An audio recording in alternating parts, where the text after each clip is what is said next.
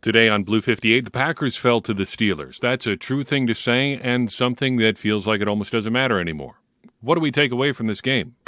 Blue 58! Hello and welcome to another episode of Blue 58, the one and only podcast of thepowersweep.com. I'm your host, John Meerdink, and I am, as always, happy to be with you here for another episode. Our premise for the last few weeks has been that this is basically preseason football. We've talked about that at length. It seems fairly obvious, though not mathematically certain yet, that the Packers are not going to make a run that sends them to the playoffs this year.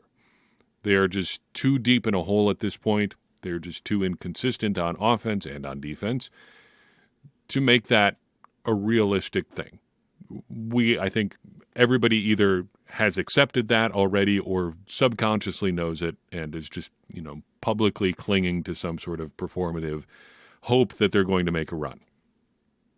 With that perspective as the basis for this game, we have to ask ourselves one key question, I think. How did the Packers do building on performances and trends from the last few weeks? Our preview episode for this game talked about a few different areas that the Packers could build on, a few different areas where the Packers could stack success. We talked about the player level, the unit level, and the overall team trend level. How did they do? I think that's how we have to start with this game. Packers lost, by the way, 23-19, enough that they needed a touchdown at the end and could not get it. Those are the base facts. A blocked PAT, which we'll talk about a little bit later, made it such that the Packers had to drive for a touchdown at the very end, and they nearly did it. They had a shot to put the ball in the end zone up to the very end of the game, but that almost, like I said, is beside the point at this point. So how did the Packers do on building on those performances we've talked about? Just for simplifying our discussion, let's go ahead and throw out Sean Rhyan and Robert Rochelle. I do want to talk about Sean Rhyan, but that's going to be at the very end of the podcast. We didn't see much of them.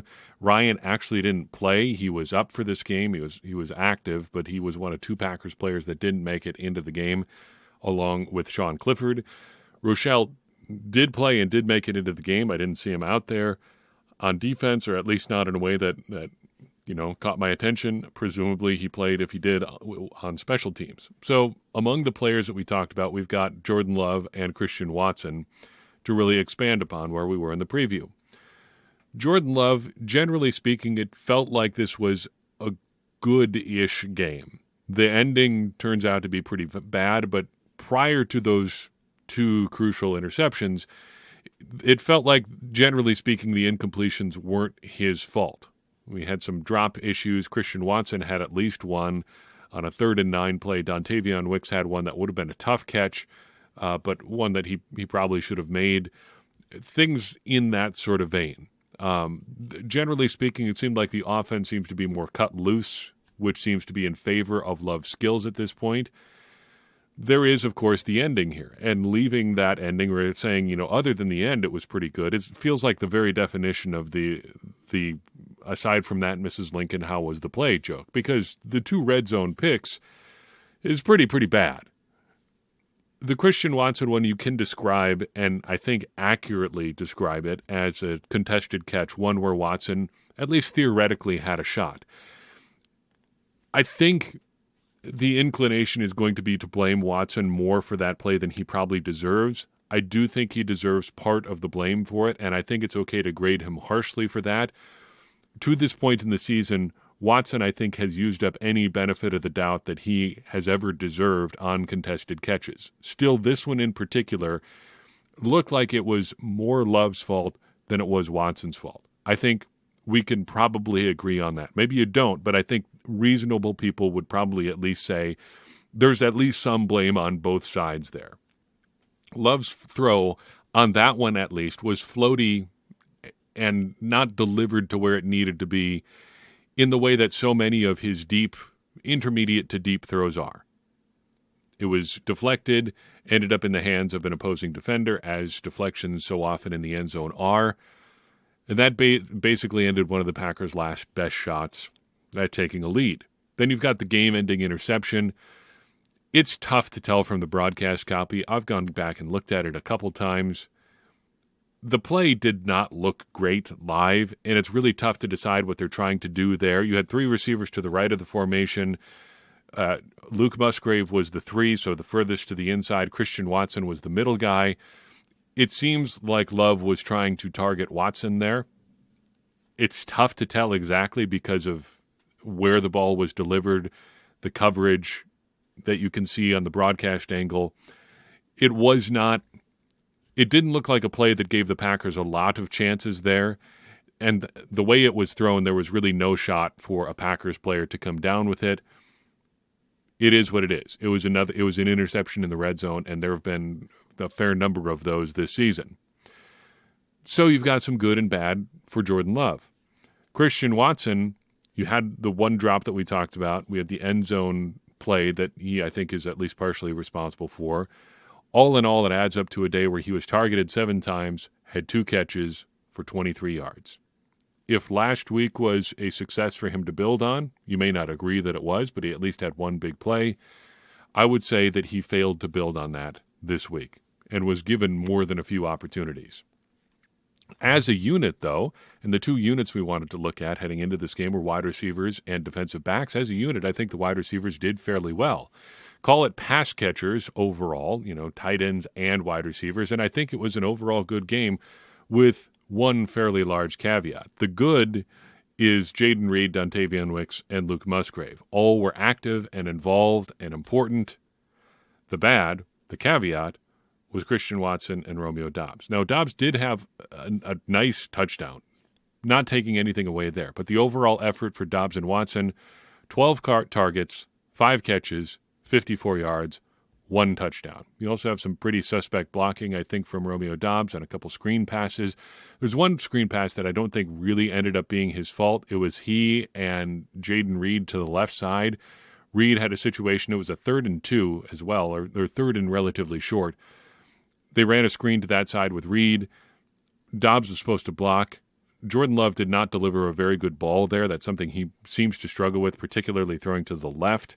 But Reed was able to make the first down, but with very little help from Doubs. However, if the ball had been delivered where it was supposed to be and Reed didn't have to turn around to catch it, Doubs' blocking probably looks a little bit better on that play. So want to add some nuance to any criticism of blocking there. But as a unit, I think the pass catchers, and especially the young receivers, were pretty good. The defensive backs were another area we wanted to keep an eye on coming into this game, with some questions about Jair Alexander and his availability for the game, which ended up being more or less what we expected. We didn't expect him to play. Rasul Douglas now being in Buffalo. Last week was a good effort, with some of those questions still being in place.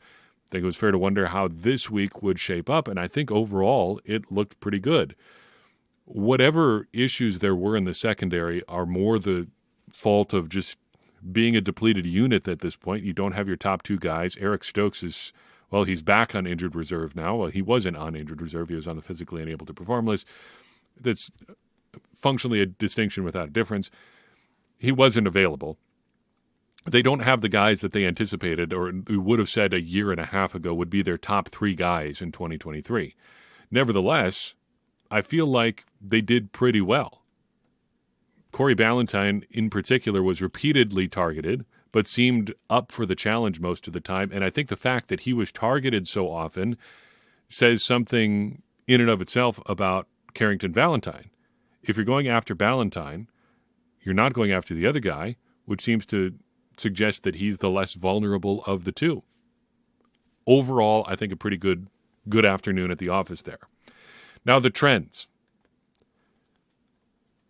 Mixed bag here. Let's put it that way. The big trend that we highlighted heading into this game was the Packers' run defense. The run defense was bad. It was really bad today. Just some numbers to throw at you. Jaylen Warren, 15 carries, 101 yards, 1 touchdown. Did he really have 15 carries? I got the stats up in front of me. Yep, 15 carries. Wow. Indeed. 15 carries, 101 yards, 1 touchdown, 6.7 yards per carry for Warren. A career-high day for him by 13 yards. His previous career high was just 88. He had 263 263 rushing yards this season coming in, 642 career yards, a career day in terms of total yardage by just about any measure for Jalen Warden. Meanwhile, Najee Harris, 15 carries, 82 yards, 1 touchdown, 5.1 yards per carry, a season high for carries for him. He matches his season high in terms of yards per carry, and this was just the 5th time in his career that he's averaged more than 5 yards per carry on 15 or more carries. Again, maybe not a career-defining day for Harris, but one of the best outings of his career against this Packers defense. Could it have been different with Quay Walker out there? Perhaps, but he wasn't out there. And the Packers got gashed on the ground again, ending a couple week streak where they were pretty good against the run. 3-and-out avoidance was the other thing I wanted to keep an eye on coming into this game. The Packers had 3 3-and-outs today, not necessarily progress, but they didn't have any back-to-back at the very least. However, there was one that I thought was quite bad. After a punt return toward the end of the first half, the Packers had a 1st and 10 from their own 46 with just over 3 minutes left, 3 minutes and 12 seconds to be precise. Again, starting on their own 46. Great field position. You take up some clock, you can probably score at least a field goal before the end of the half, and the Steelers are probably not going to get the ball back. If you get the ball back after the half, and the Packers were going to, you can really create some momentum or put some distance between yourself and the Steelers. Instead, what do we get? Packers go deep to Romeo Doubs, incomplete. An overthrow or just a miss or just whatever you call it, it was an incomplete pass. Aaron Jones rushes for 6 yards, then the Packers throw incomplete to Aaron Jones, short to the left. They punt, 3-and-out. That's a pretty costly one, especially given your field position and you're giving the other team a chance to score late in the half. The Steelers didn't. The Packers actually got the ball back, but deep in their own territory, they elected to just kind of run out the time as much as they could, and they did so and went into the half. So that 3-and-out was particularly bad. They had 2 other ones. This one hurt the most. So if that's the perspective we come into this game with, if that's what we're looking for or looking at, progress, building on where they were last week, building on things that they've been doing better for some time, how do we rate this game? Is this progress? I want to say yes. I think you do see some progress here. The defense is bad, but the offense, the past couple weeks, and I know the Rams, the complementary football aspect there, their offense put their defense in a hole a lot. The Steelers don't have a great defense. They're like 31st in terms of yards allowed. They basically make their living on sacks and turnovers and big plays, basically, which is not a super sustainable way to build a defense. Looking at it from that perspective, the Packers haven't faced some juggernauts here. However, just on a vibe check, it feels like the offense is more coherent than it's been at any other point in this season. Love was probably the best today outside of the ending, and I know we're at Ford's Theater there. But it seemed like a pretty good afternoon. It seemed like until they had to force the issue late, they were moving the ball pretty well. They should have had probably more points. There was one throw to Luke Musgrave in the end zone that was not particularly good. It looked like he and Love were not on the same page. But it seems like the offense is coming together in a way that it hadn't been earlier this season. Where it gets tricky for me is a different version of that question. It's not just, is this progress, or are the Packers making progress? It's, are we seeing enough progress? Because that's where this season kind of gets tricky, because the Packers are making decisions about a lot of people going into 2024 based not just on progress, but on how much progress they make. That's where things get tricky, because it feels like moving the goalpost because you don't know exactly where you're supposed to end up, given, all the variables, injuries, guys not being available due to injuries and the strain that puts on other guys and their progression and stuff like that. For instance, wide receiver, Romeo Doubs and Christian Watson both limited due to injury early in the season. If this was a video game, all that means is Jaden Reed and Dontavion Wicks and Luke Musgrave are just going to progress that much faster because they're getting more reps. In real life, that's not always how it works. Sometimes that can actually stunt your progress because you get more thrown at you that you just can't handle, and it takes you longer to find your feet as a player. So what does progress look like? And what is enough progress? That's not a rhetorical question. I genuinely want to know, what is enough progress? How do you know if you've made enough progress? What is enough? I genuinely don't know. And if you have thoughts or answers or whatever about how you would measure that, hit me up. I'm all ears. I'm very interested in this discussion because it's a really important thing. Gauging whether or not you've made enough progress to continue with Jordan Love as your quarterback, with Matt LaFleur as your coach. Shoot, let's throw Joe Barry in there as your defensive coordinator. Do you feel like his defenses have made progress despite not having some of your high-end guys available? How much is enough? Is it the same for everybody? Probably not. That seems self-evident, but how would you know? And how do you sort out things like the difference between Matt LaFleur's progress running an offense made up entirely of young players with Jordan Love's progress operating in that same offense as a fourth-year player but first-year starter who is, I think, an imperfect prospect in a lot of ways, but has some useful attributes. How do you measure that progress? I don't know. I don't know the answers to these things. But I think the question is important, and it's one we should continue to try to tease out.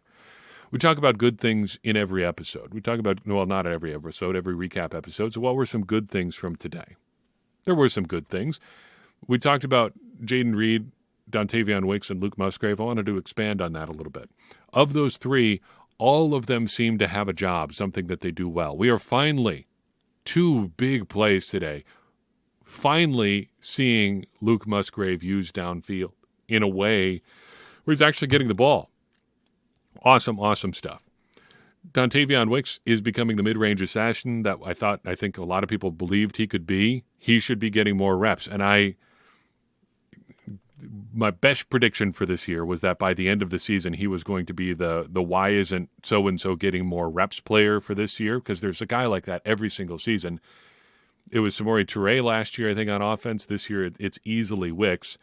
He's just grown into a role, and it seems like he just gets better every week. And Jaden Reed can just about do it all. Contested stuff is not his forte, but he gives it his all on everything. He gets the ball downfield better than anyone on the roster right now, consistently makes big plays. It seems like he is aggressive with the ball in his hands. He has done just about everything you could ask at this point. Second good thing is that A.J. Dillon genuinely have had a real explosive run today, chugging down the field for 40 yards, a career high on the ground. His previous high was 36 yards. Finally, Corey Ballantyne, we talked about him in the defensive back section a little bit, hung in there despite getting targeted in some cases like back-to-back snaps, just gave it his all, did what he could. We talked about Rudy Ford emptying the magazine on a weekly basis. Ford may be limited as a player, but he's going to give you everything he's got. Ballantyne seems a lot, cut from that kind of same cloth. He's not a perfect player. He's not the guy that you would necessarily prefer to have out there, but he's going to give you absolutely everything he's got. Now, the bad stuff. There's plenty of bad in this one, too. The run defense. Belaboring the point here seems, pointless, but the results are bad.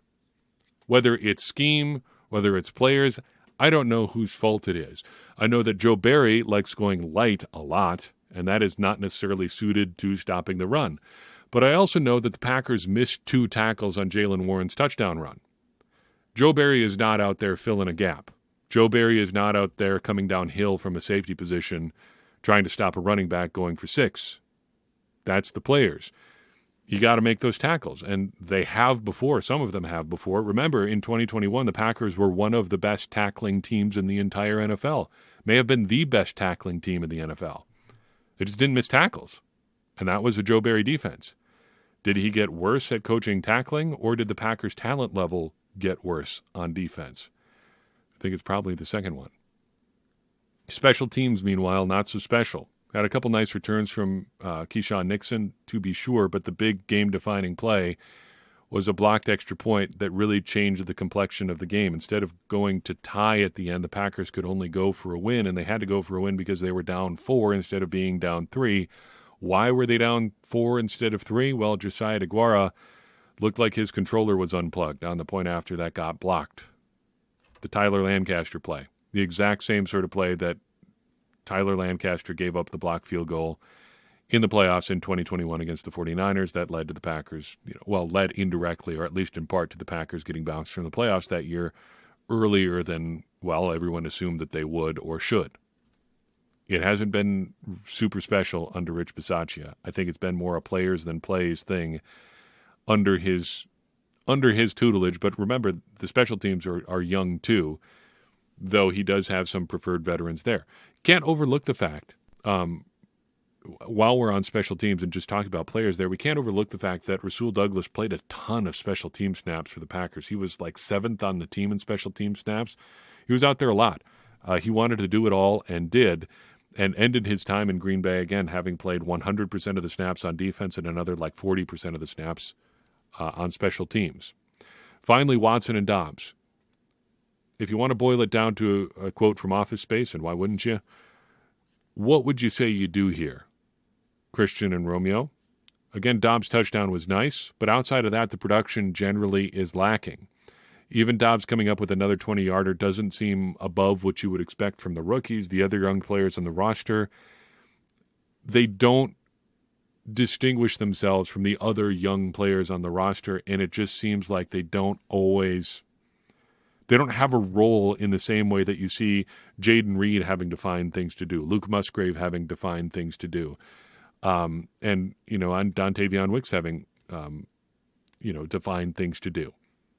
I will say, though, on Dobbs, just as a bit of a comeback to my own point, on Dobbs' 20-yarder, I believe it was Dobbs, I think that's the play I'm thinking of, Christian Watson did have a big part in that play because he was running a route to the outside. He drew the corner on that side and the safety downfield with him and gave Romeo Dobbs room to sit underneath his route. Love found him, big gain.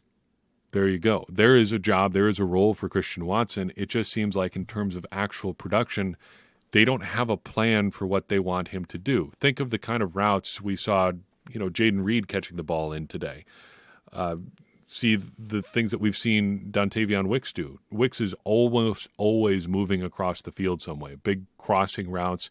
Last week he had the 3rd and 7 conversion where he did some pre-snap cheat motion, crossing the formation like that.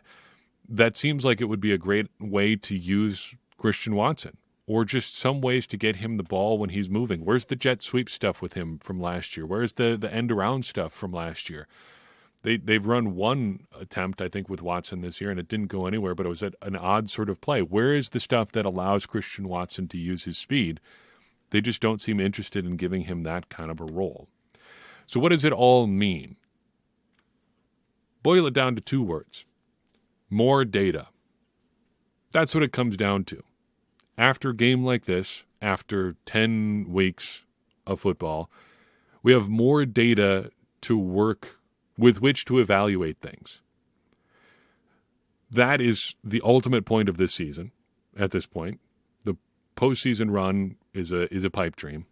We just are looking for data to evaluate things. We're also getting to the point of getting really close to being officially eliminated, which it happens to the best of us from time to time. But right now we'd have to go 6-2 to get to 9-8 for the season. That seems like a pretty tall mountain for this particular Packers team to climb. The Vikings have gone on a run. Maybe it's possible for the Packers to do something like that too. It just doesn't seem super likely at this point. So up next is 2 more games over the next essentially 10 days or so. This kicked off a series of 3 games in 11 days, depending how you count. We are at home against the Chargers next Sunday. The Packers are wearing their throwbacks. Hopefully we see, 1959 football, though those would be different throwback uniforms, rather than early 1950s throwback football. Still pretty good looking set. I'm excited to see them against the Chargers, who always look good too. Then we've got the Lions on Thanksgiving. I'm planning on stocking up on my favorite Thanksgiving foods that day more than paying super in-depth attention to what the Packers are doing, because it seems fairly certain like that is going to be a disappointment if we're counting on the Packers to save Thanksgiving. Rookies. The rookies were fairly inconspicuous today on defense and pretty good overall on offense. Lucas Van Ness finished the day with 3 tackles, 1 for a loss, which is pretty solid. Would like to see a little bit more in terms of pass rush juice from him, but baby steps, I guess. Luke Musgrave, 2 catches for 64 yards, another good day for him. They are finding interesting ways to get him involved. Jaden Reed, 5 catches, 84 yards, 1 touchdown. He is functionally the wide receiver 1 in Green Bay right now. He's the first Packers pass catcher this season over 400 yards. Pretty solid rookie season for him, I would say. Tucker Kraft had a whopping 3 targets today, just the second game in which he has received a target. 1 catch for 6 yards, though. Wasn't doing a whole lot with it. He seems to be coming along a little bit more slowly than Luke Musgrave, which I think was basically the expectation for him this season. Colby Wooden did not record a stat today in jumping down to the 6th round. Neither did his defensive line counterpart, Carl Brooks, and that kind of gives you a peek into the way the Packers' defensive front played today. Jumping back up, Sean Clifford, a DNP today. That's right where we want you, Sean. Keep doing a great job there. Dontavion Wicks, 3 catches, 51 yards.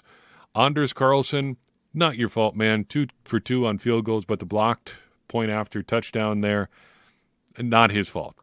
I do wonder about, and maybe Matt LaFleur spoke about this post-game. I did not get a chance to listen to his remarks, but had 1 kickoff that went out of bounds and 1 kickoff that came darn close. We're going to need some clarification on that from Rich Bisaccia. It looked like they were trying to kick to that corner specifically. It just went wrong one of those 2 times and came really close to going wrong the other time. Whose fault was that? We may have to see here over the course of this week. Carrington Valentine, 2 tackles, conspicuous in how little he seemed to be targeted.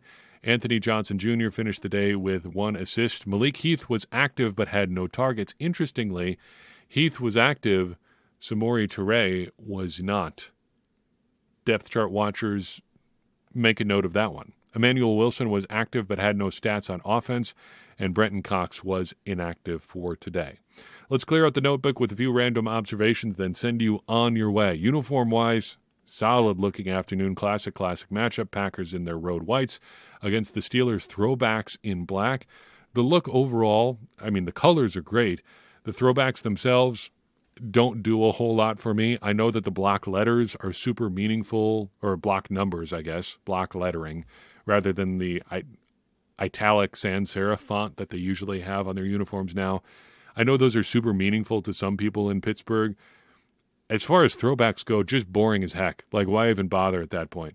And they had the beautifully hideous Bumblebee throwbacks a few years back.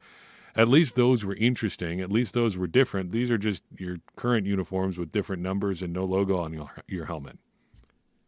Not that exciting. Why not go for a substantially different look if you're going to do a throwback or alternate uniform? That's just the way the Pittsburgh Steelers are, I guess. I wanted to talk about 3 absences just in passing. First, Quay Walker, inactive today with that groin injury. In the offseason, we talked about evaluating defensive players, kind of like astronomers talk about stars. You kind of have to look for what isn't there. How are they affecting the gravity of things around them? Today we have a data point where the Packers had a big rushing game, or their Packers opponents had a big rushing game without Quay Walker out there. Now, the run defense was good without him there last week. Now we have multiple data points.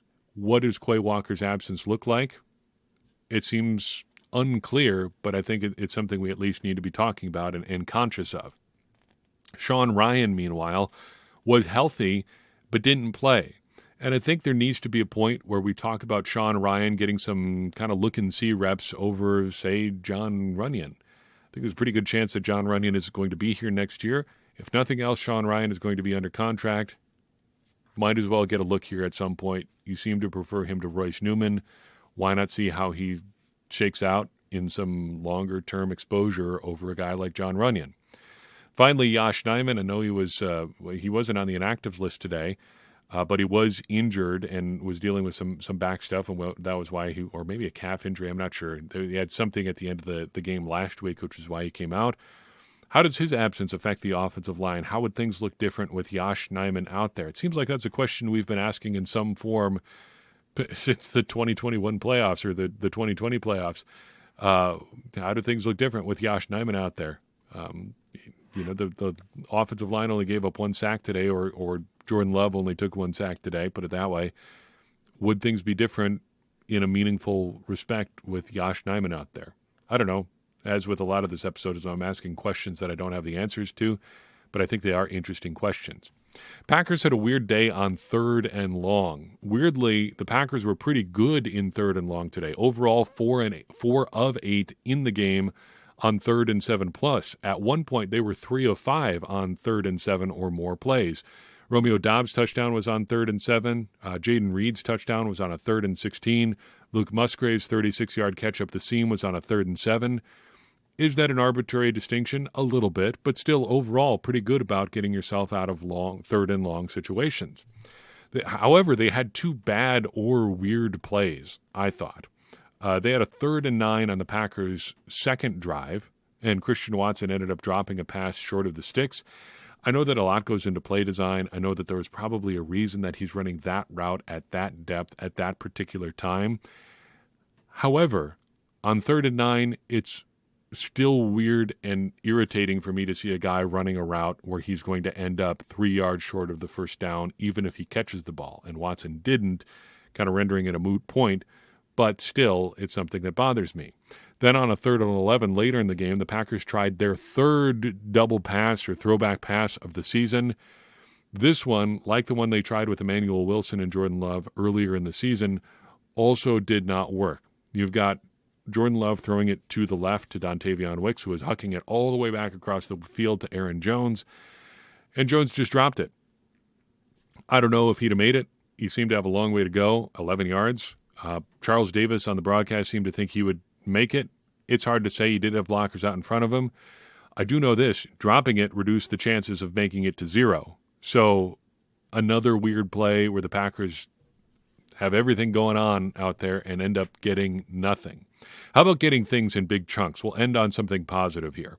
Jaden Reed, after 2 explosive plays today, now has 9 on the year. An explosive play in this category is a run of at least 12 yards or a reception of at least 16 yards. He has 9 such plays on the year so far.